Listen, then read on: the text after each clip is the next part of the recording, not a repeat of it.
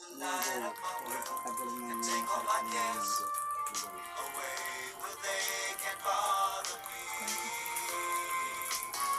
Yan nga pala guys ang munggo. At ito po yung ampalaya. Abangan guys. Yan guys, mag-igisa na po tayo ng regado guys.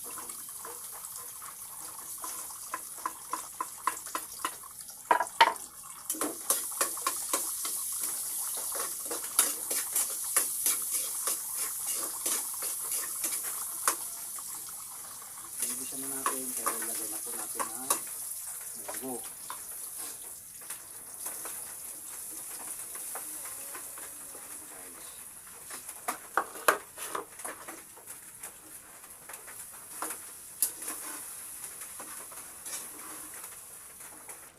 Yan guys, napakasarap niyan guys. Chicharon lang po ang sahog natin yan guys. Yan. At ilalagay na pa pala natin yung ampalaya.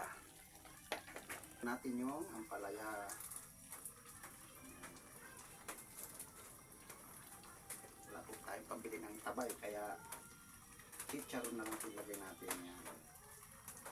Thank you for watching guys. Bye bye.